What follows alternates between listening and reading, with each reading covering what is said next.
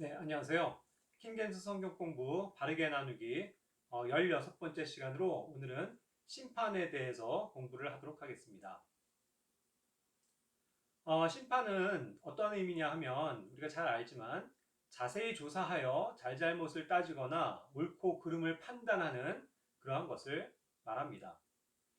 자, 뭔가를 이제 우리가 심판을 한다고 했을 때는요, 정확하게 이제 심판을 하는 심판자와 그 다음에 그 심판을 받는 피심판자 이렇게 둘로 나뉘어지겠죠. 그리고 심판자가 어떠한 사람에 대해서 심판을 할 때에는 반드시 어떠한 판단을 하는 그 근거, 기준이 있을 것입니다. 그래서 이제 그 안에는 반드시 판단의 기준들이 있고 또 그것을 뒷받침해주는 정확한 사실들이 기반이 될 때에 정확한 판단, 심판을 내릴 수가 있을 것입니다. 자, 그래서 이제 먼저 심판은요, 꼭 부정적인 의미만은 아닙니다. 어떤 잘잘못을 따지는 것이기 때문에 이것을 잘했다 하고 옳다라고 판정할 수도 있고 이것이 잘못됐다라고 판정을 할 수도 있는 것이기 때문에 판단의 영역이기 때문에 반드시 부정적인 의미만은 아닙니다. 하지만 일반적으로 이제 우리가 심판을 한다는 것은 어떠한 잘잘못을 따지거나 또 옳고 그름을 판단하는 그러한 것을 다 통칭한다라고 말할 수 있겠습니다. 자, 먼저 우리가 알아야 할 것은 모든 사람에게 임하는 심판이 있음을 알아야만 합니다. 히브리서 9장 27절에서는 한 번 죽는 것은 사람들에게 정해진 것이요 이것 뒤에는 심판이 있나니 라고 성경은 말씀하고 있습니다. 사람은 누구나가 죽죠. 한 번 태어나서 죽습니다. 그것이 이제 사람들에게 정해진 운명인 거예요. 그런데 이제 이것 뒤에는 그걸로 끝나는 게 아니라 어떠한 심판이 있다는 것입니다. 어떠한 누군가가 우리를 판단하는 어떠한 그러한 일들이 있게 된다는 것을 성경은 말씀하고 계시죠. 자, 그런데 이 심판이 그냥 단순하게 한 번 끝나는 것이 아니라 영원한 심판이라고 표현하거든요. 그래서 히브리서 6장 2절 말씀에 보면 침례들에 관한 교리와 안수와 죽은 자들의 부활과 영원한 심판의 기초를 다시 놓지 말지니라 그랬습니다. 자, 그러니까 뭐냐면요. 자, 물론 이제 심판, 판단은 한번 행해지긴 하는데 그 판단이 그냥 단순히 그때만을 위한 판단이 아니라 영원을 지배하는 영원토록 있게 될 것을 판단하는 그러한 심판이다라고 말씀하고 있다는 것이죠. 그러니까 하나님께서 이제 하시는 심판에 대해서 우리가 배우게 될 텐데 하나님께서 우리 인간에 대해서 하시는 심판은 뭐 1년 동안에 또 혹은 뭐 잠깐의 그러한 것을 위한 판단이 아닌 영원에 대한 영원한 삶에 대한 그러한 심판인 것입니다. 그렇기 때문에 이제 우리가 이것이 어떠한 내용인지 정확하게 알아야만 하겠죠. 자, 먼저는 그래서 우리가 심판자에 대해서 공부를 해봅니다. 과연 심판자는 누구입니까? 창세기 18장 25절 말씀에 보면 다음과 같이 말씀하십니다. 주께서 이런 식으로 행하여 의로운 자들을 사악한 자들과 함께 죽이시는 것은 결코 있을 수 없으며 의로운 자들을 사악한 자들처럼 여기시는 것도 결코 있을 수 없나이다. 온 땅의 심판자께서 의롭게 행하여야 하지 아니하리까 하매. 이와 같이 온 땅의 심판자이신 하나님을 지금 말하고 있습니다. 온 땅을 심판하시는 심판자가 계세요. 그분이 곧 하나님이십니다. 주님이세요. 그래서 그분은 당연히 의롭게 이런 것들을 판단하실 분입니다. 시편 50편 6절에서도 하늘들이 그분의 의를 밝히 드러내리니 하나님께서 친히 심판자가 되시는도다 셀라 그와 같이 말씀합니다. 하나님께서 친히 심판자가 되신다라고 말씀하고 있는 것이죠. 그리고 항상 이 심판과 관련된 말들은 의라는 단어예요. 의로움입니다. 의로운 자만이 어떠한 사람을 판단할 수 있다는 것이죠. 당연한 겁니다. 내가 죄를 졌는데 똑같은 죄를 져놓고 다른 사람들을 판단할 수 없겠죠. 그렇기 때문에 그것은 죄가 없는 사람이, 의로운 사람이, 의로운 자가 어떠한 것들을 판단할 수 있다는 말입니다. 그렇습니다. 하나님께서는 이 땅을 이제 심판하실 판단자이신데 그분은 의로우신 분이고 또 의롭게 이것들을 재판하실 분입니다. 자, 그렇기 때문에 우리 주님은 이 심판자로서 심판의 주로서 우리의 모든 것의 왕이 되신다는 것을 인정할 필요가 있습니다. 이사야서 33장 22절 말씀. 주께서는 우리의 심판자시오. 주께서는 우리에게 법을 주시는 이시오. 주께서는 우리의 왕이시니 그분께서 우리를 구원하시리로다. 예, 이와 같이 주님께서 우리의 심판자가 되신다고 분명하게 말씀하셨고 그 주님께서 우리에게 그 심판을 위한 어떠한 법을 주신다라고 말씀하고 계십니다. 그리고 우리를 이와 같이 심판하실 수 있는 자격은 우리의 왕이 되시기 때문이죠. 그래서 그분께서 심판하시고 또 우리를 판단하시고 또 혹은 구원하실 수도 있는 그러한 주님이십니다. 시편 9편 7절에선 다음과 같이 말씀하십니다. 그러나 주께서는 영원히 계시리니 그분께서 심판을 위하여 자신의 왕좌를 예비하셨도다. 그렇죠? 예. 왕이신 그 심판자께서 당연히 그 왕좌에 앉으신다는 거예요. 예, 위엄 있게 그 왕좌 보좌에 앉으셔서 우리를 심판하실 것이다. 그것을 성경은 증거하고 있는 바입니다. 자, 그렇다면 이제 하나님께서 행하시는 판단에 있어서 심판에 있어서 크게 세 가지의 영역을 한번 공부를 해볼게요. 예를 들어서 이 세 가지 영역이라는 것은 다음과 같습니다. 시편 96편 13절 말씀. 주 앞에서 기뻐하리니 이는 그분께서 오시되 친히 땅을 심판하러 오시기 때문이로다. 그분께서 의로 세상을 심판하시며 자신의 진리로 백성들을 심판하시리로다. 이와 같이 말씀하십니다. 예, 그렇기 때문에 세 가지 영역의 심판이 여기 나오는데 먼저는 땅에 대한 심판이고요. 또 세상을 심판하시는 것이고 또 하나는 백성들을 심판하신다고 말씀하십니다. 이 크게 이제 세 가지의 영역으로 하나님의 심판을 나누어 볼 수 있어요. 물론 피터 럭크만 같은 분은 그런 것들 이제 7개의 심판으로 나누어서 그것을 또 세부적으로 나눠서 말하자면 죄에 대한 심판을 또 예수님께서 하신 것들 그런 것들까지 다 포함해서 7개의 영역으로 나눴습니다만 저는 어쨌든 오늘 이 말씀을 근거로 해서 크게 세 가지의 영역에 대한 심판이 무엇인지를 공부하고자 합니다. 그리고 이제 다음 시간에 계속 그런 것과 이제 결부돼서 더 구체적인 심판의 종류들에 대해서 공부를 하려고 해요. 자, 시편 98편 9절에서도 동일합니다. 주 앞에서 기뻐하라. 그분께서 땅을 심판하러 오시는도다. 그분께서 의로 세상을 심판하시며 공평으로 백성들을 심판하시리로다. 예, 이와 같이 땅을 심판하시고 세상을 심판하시고 백성들을 심판하십니다. 그런데 이 세 가지가 약간은 다른 영역들이에요. 땅을 심판한다는 것은 뭐냐면 실제로 이 땅입니다. 땅에 거하는 것들에 대한 심판이에요. 이 땅 역시도 죄로 물들었고 이 땅이 현재 저주받은 상태에 있거든요. 그렇기 때문에 그것을 올바르게 판단해서 땅을 새롭게 하시는 과정이 필요한 거거든요. 그렇기 때문에 여기서 땅이라고 이야기를 했고 세상을 심판한다는 것은 뭐냐면 물론 이 세상이 땅에 존재하긴 하지만 이 땅에 있는 이 세상이라고 하는 것은 모든 보이지 않는 어떠한 것들까지도 다 포함된 겁니다. 그러니까 세상에 존재하는 어떠한 악한 영의 세력들도 있고요. 또 세상이 인간들이 만들어 놓은 무형의 그러한 것들, 그런 것들까지도 다 심판하시는 개념을 가지고 있습니다. 그리고 백성들을 심판한다는 것은 이제 하나님의 백성들, 이스라엘 백성, 또 하나님께서 정말로 독특한 백성으로 삼으신 우리 교회와 같은 존재들을 심판하시는 것, 그런 것들을 다 포함한 개념입니다.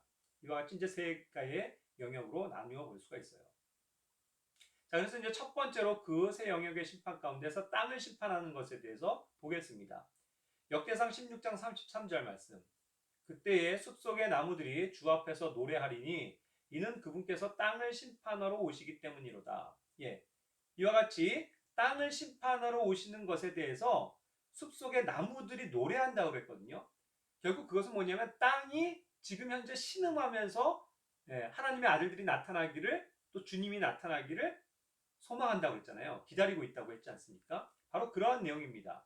이 저주받은 이 땅이 다시 회복되어지고 온전한 하나님의 것으로 회복되어지기 위해서는 주님께서 심판자께서 오셔서 이 땅을 심판해 주셔야 돼요. 판단해 주시고 그것을 정화시키시고 깨끗하게 하시고 회복시키셔야 되는 것입니다. 그런 것들을 담고 있는 내용이 땅을 심판한다는 내용에 포함이 된 것이죠. 또 시편 94편 2절에서는 땅을 심판하시는 주여 친히 일어나사 교만한 자들에게 보응하옵소서. 예, 이와 같이 이제 땅에 속한 또 교만한 자들, 하나님의 백성이 아닌 자들, 예, 그런 악한 자들을 심판하시는 그 내용에 대해서도 나오고 있습니다. 그리고 요한계시록 6장 10절은 그들이 큰 음성으로 외쳐 이르되 오 거룩하고 진실하신 주여 주께서 땅에 거하는 자들을 심판하사 우리 피에 대한 원수를 갚아주지 아니하시는 일이 얼마나 더 지속되리까 하더라. 예, 이와 같이 정말 빨리 그 땅에 거하는 자들, 그렇죠? 이 땅에 거하는 자들을 빨리 하나님께서 심판하시기를, 그렇게 해서 그 하나님께 원수된 자들을 대해서 보응하시기를 기다리는 그러한 내용이 담겨져 있죠. 그래서 이제 땅을 심판한다는 것은 그러한 내용들을 담고 있습니다. 자, 두 번째 영역은 세상을 심판한다는 거예요. 시편 9편 8절입니다. 그분께서 세상을 의로 심판하시며 올바름으로 백성들에게 심판을 베푸시리로다. 이와 같이 말씀하셨는데요. 결국 세상을 의로 심판하신다라고 말씀했습니다. 결국 죄된 세상에 대해서 그 죄에 대하여 그 죄에 속한 것들에 대해서 이 세상을 의로서 심판하실 수밖에 없는 것이죠. 그 내용을 담고 있는 겁니다. 요한복음 12장 31절에서는 그 세상에 속해 있는 대표적인 악한 존재에 대해서 얘기하고 있는데 그것이 사탄 마귀죠. 이제 이 세상에 대한 심판이 있으니 이제 이 세상의 통치자가 쫓겨나리라. 예, 이와 같이 말씀하십니다. 주님께서 이 세상에 오셔서 세상에 대한 심판을 하시게 되면 이제 그 세상의 현재 통치자인, 권세자인 그 사탄 마귀가 세상으로부터 이제 쫓겨나게 될 것입니다. 그렇게 해서 그를 위해서 예비된 저 끝없는 구덩이로 거기를 보내버리시겠죠. 이와 같이 이제 심판이 예비되어 있는 것에 대해서 말씀하고 있습니다. 이사야서 13장 11절에서도요. 내가 그들의 악으로 인하여 세상을 벌하고 그들의 불법으로 인하여 사악한 자들을 벌하며 교만한 자들의 거만함을 그치게 하고 무서운 자들의 오만함을 낮추며 예, 이와 같이 악으로 인해서 변질되어 있는 악으로 가득 차 있는 이 세상을 벌하시고 그런 불법들을 심판하시는 것 예, 그런 것들에 대한 내용을 담고 있죠. 그리고 갈라디아서 1장 4절 말씀은 그분께서 하나님 곧 우리 아버지의 뜻에 따라 이 악한 현 세상에서 우리를 건지시려고 우리의 죄들로 인하여 자신을 주셨으니 이와 같이 말씀하십니다. 그러니까 이 세상이 현재 악한 현 세상이라고 그랬거든요. 그러니까 이 세상에 있는 악 그것 때문에 이 악에 속한 세상에 대해서 그것을 심판하실 수밖에 없는 그러한 내용을 담고 있는 겁니다. 그러니까 이제 세상을 심판한다는 것은 이와 같이 악으로 인해서 악에 속해 있는 그 유무형의 모든 그 세상, 악에 속한 것들, 그것을 심판하신다는 표현인 것입니다. 베드로후서 2장 4절 말씀에서는 그 사탄 마귀의 그 악에 속한 무리들을 볼 수 있는데 예를 들자면 베드로후서 2장 4절에서도 죄를 지은 천사들이 나와요. 그들을 주님께서 또한 심판하실 겁니다. 유다서 1장 6절에서도 자기들의 그 처음 신분을 지키지 않고 자기들의 처소, 하늘에 있는 처소를 떠나서 세상으로 내려와서 범죄한 그런 천사들을 심판하시는 것이 또 나와 있죠. 그래서 그들을 현재 노아 시대 때 멸하시고 가두고 있는 그 지하 세계의 감옥이 있음을 우리는 또 알고 있죠. 그러한 내용들을 담고 있는 것입니다. 그리고 이 계시록 20장 10절에서도 그들을 속인 마귀가 불과 유황호수에 곧 그 짐승과 거짓 대언자가 있는 곳에 던져져서 영원 무궁토록 밤낮으로 고통을 받으리라. 이와 같이 이제 마귀가 심판을 받고 또 마귀에게 속해 있는 그 짐승과 적그리스도와 거짓 대언자 그리고 또 그런 영들이 다 이제 불과 유황호수에 들어가게 되는 그 심판에 대해서 최종적인 심판에 대해서 이야기하고 있죠. 이것이 이제 세상을 심판하시는 주요 내용입니다. 자, 그렇기 때문에 이제 그 세상에 있는 악한 영들이 어떤 모습으로 나타나죠? 결국 이 세상 신들로 나타나기도 해요. 그래서 출애굽기 12장 2절 또 민수기 33장 4절에서도 이집트에 있는 신들이라는 표현이 나오거든요. 그래서 이 세상에 있는 모든 악한 영들 또 악한 영들로 나온 그러한 신들이라고 불리는 것들에 대해서도 하나님께서 심판하실 것에 대해서 이야기하고 있는 것입니다. 자, 그리고 이제 세 번째 영역이 자신의 백성을 심판하신다고 말씀하셨어요. 신명기 32장 36절. 이는 주께서 자신의 백성을 심판하시며 그들의 권능이 떠나가고 갇힌 자나 남은 자가 없음을 보시고 자신의 종들로 인하여 뜻을 돌이키실 것이기 때문이라. 여기에서 이제 자신의 백성을 심판하신다고 했습니다. 그런데 1차적으로 항상 하나님께 있어서 자신의 백성은 늘 이스라엘 백성이에요. 그들을 하나님께서 의로 다루시고 심판하시는 그러한 내용에 대해서 나오는 것입니다. 그래서 이러한 심판은 최종적으로는 나중에 7년 환란을 통해서 또 그들을 심판하시고 다루시는, 또 그리고 이제 그들을 부활시키시는 그러한 내용까지도 담고 있는 것입니다. 거기서 이제 선택받은 자들은 부활시키시는 것이죠. 자, 그리고 이제 심판의 기준이 있습니다. 모든 심판에 있어서는요, 항상 기준이 되는 것들이 있어야죠. 기준이 없으면 뭔가를 판단할 수가 없습니다. 그렇기 때문에 하나님께서 제시하신 그 기준은요, 먼저 심판의 책들에 다 기록이 되어져 있습니다. 이걸 가지고 하나님께서는 책을 펴놓고 심판하시는 거예요. 다니엘서 7장 10절에서도 말씀하십니다. 심판이 준비되고 책들이 펴져 있더라 그랬어요. 심판을 위해서는 항상 하나님이 가지고 계신 어떠한 책들이 펴져서 그 책을 보고 거기에 기록된 것에 따라서 심판하시게 된다는 것이죠. 자, 그리고 그 책은 이러한 내용들을 또 담고 있습니다. 요한계시록 20장 12절에서 보시면 죽은 자들이 작은 자나 큰 자나 할 것 없이 하나님 앞에 서 있는데, 결국 심판을 받기 위해서 서 있는 크고 흰 왕좌의 심판을 얘기합니다. 거기에 책들이 펴져 있고 또 다른 책이 펴져 있었으니 곧 생명책이라. 죽은 자들이 자기 행위들에 따라 책들에 기록된 그것들에 근거하여 심판을 받았더라. 이와 같이 말씀하시죠. 그렇습니다. 어떤 책들이 여기 있네요. 하나님께서 사람들을 심판하실 때에 책들이 펴져 있고 그 책에서 그들의 어떤 행위들을 찾아내시고 그것을 가지고 심판하신다는 겁니다. 그런데 이제 그 책들 말고 또 다른 책이 한 권이 있는데 그것은 이제 하나의 단수로 표현되어져 있는 겁니다. 그거는 생명책이라고 불립니다. The Book of Life. 생명에 관한 책이에요. 그러니까 생명의 그 이름이 적혀 있는 자들이 쭉 거기에 이제 열거가 되어 있는 그런 생명책일 것입니다. 그 생명책에 기록된 자들에 대해서는 그 크고 흰 왕좌의 심판에서는 심판을 안 하시죠. 그러나 그 명부에 없기 때문에 그들의 행위에 따라서 그러한 여러 가지 그들이 잘못한 행위들에 따른 그 책들을 보시면서 그것을 근거로 심판하시게 된다라는 뜻을 갖고 있는 겁니다. 그리고 또 두 번째의 심판의 기준은 늘 말씀이에요. 이 말씀은 하나님의 입에서 나오는 모든 말들입니다.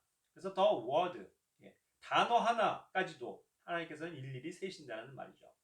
요한복음 12장 48절.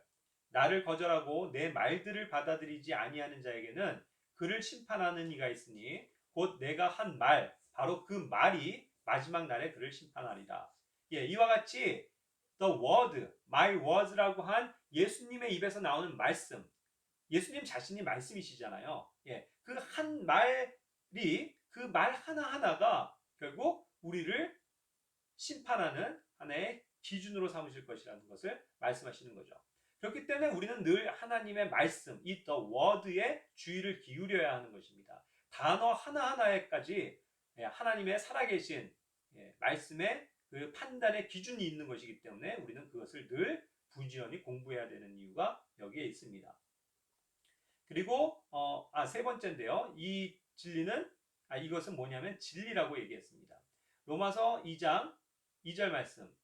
그러나 그런 일들을 행하는 자들에게 하나님의 심판이 진리대로 되는 것을 우리는 확신하노라. 이와 같이 말씀하셨죠. 진리입니다.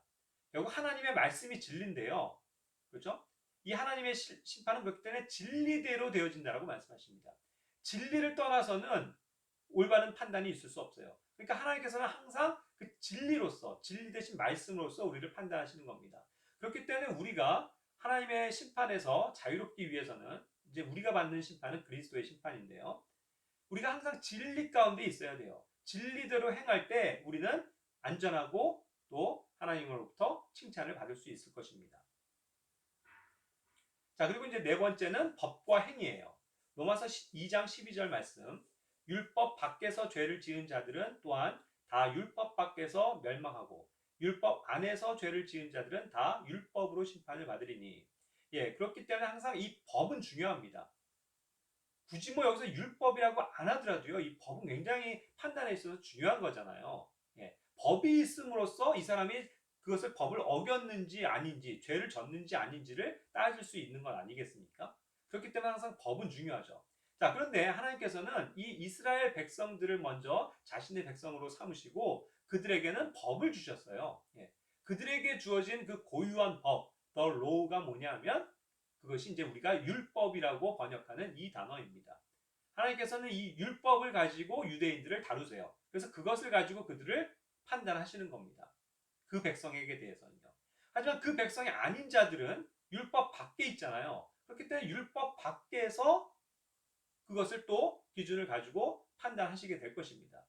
그렇기 때문에 우리가 뭐 유대인으로서 유대인의 그러한 구약의 법을 지키는 게 아니잖아요. 하지만 이제 우리는 그 밖에 있기 때문에 각자가 그 바깥에 있는 또 다르게 적용되는 법에 따라서 판단을 받게 될 것입니다.